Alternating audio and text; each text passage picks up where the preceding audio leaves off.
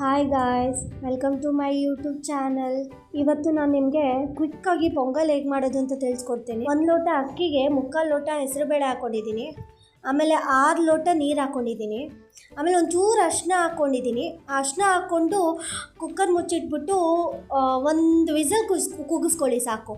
ಕೂಗಿಸ್ಕೊಂಡಾದ್ಮೇಲೆ ಈ ರೀತಿ ಬಂದಿದೆ ನೋಡಿ. ಆಮೇಲೆ ಒಗ್ಗರಣೆಗೆ ಕಾಯಿ ತುರಿ ಮತ್ತು ಜೀರಿಗೆ ಮತ್ತು ಮೆಣಸು, ಗೋಡಂಬಿ ಮತ್ತು ಕರಿಬೇವು, ಆಮೇಲೆ ಹಸಿಮೆಣ್ಸಿನ್ಕಾಯಿ, ಬೆಳ್ಳುಳ್ಳಿ, ಶುಂಠಿ ಜಜ್ಜಿಟ್ಕೊಂಡಿದ್ದೀನಿ.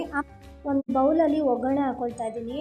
2 ಟೇಬಲ್ ಸ್ಪೂನ್ ಎಣ್ಣೆ ಮತ್ತು ಮೆಣಸಿನ್ಕಾಯಿ ಯಾಕೆ ಫಸ್ಟೇ ಹಾಕ್ಕೊತಿದ್ದೀನಿ, ಚೆನ್ನಾಗಿ ಫ್ರೈ ಆಗುತ್ತೆ ಅಂತ ಫಸ್ಟೇ ಹಾಕ್ಕೊಳ್ತಾ ಇದ್ದೀನಿ. ಆಮೇಲೆ ಬೆಳ್ಳುಳ್ಳಿ ಹಾಕ್ಕೊಂಡು ಚೆನ್ನಾಗಿ ಫ್ರೈ ಮಾಡ್ಕೊಳ್ತಾ ಇದ್ದೀನಿ ನಾನು. ಬಿಕಾಸ್ ಯಾಕೆಂತಂದರೆ ಮೆಣಸಿನ್ಕಾಯಿ ಫಸ್ಟೇ ಹಾಕ್ಕೊಂಡ್ರೆ ಸ್ವಲ್ಪ ಖಾರ ಬಿಡುತ್ತೆ ಅಂತ. ನಮ್ಮೂರ ಕಡೆ ಖಾರ ಇರಲ್ಲ ಮೆಣಸಿನ್ಕಾಯಿ, ಅದಕ್ಕೋಸ್ಕರ ನಾನು ಇಟ್ಕೊಂಡಿದ್ನಲ್ಲ ಎಲ್ಲ ಮಸಾಲಗಳನ್ನ ಅದನ್ನು ಹಾಕ್ಕೊಂಡು ಫ್ರೈ ಮಾಡ್ಕೊಳ್ತಿದ್ದೀನಿ. ಕರಿಬೇವು ಅವೆಲ್ಲ ಹಾಕ್ಕೊಂಡು ಫ್ರೈ ಮಾಡ್ಕೊತಿದ್ದೀನಿ.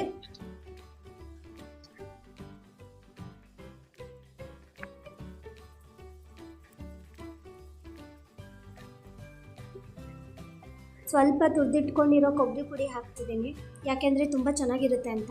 ಒಗ್ಗರಣೆ ಮಾಡ್ಕೊಂಡಿರೋದು ಬೇಯಿಸಿರೋ ಅನ್ನಕ್ಕೆ ಹಾಕ್ಕೊಂಡಿದ್ದೀನಿ. ಆಮೇಲೆ ಸ್ವಲ್ಪ ಸ್ಟವ್ ಮೇಲೆ ಇಟ್ಟು ಬಿಸಿ ಮಾಡ್ಕೊಂಡಿದ್ದೀನಿ ಒಂಚೂರು ನೀರು ಹಾಕ್ಕೊಂಡು. Thank you guys.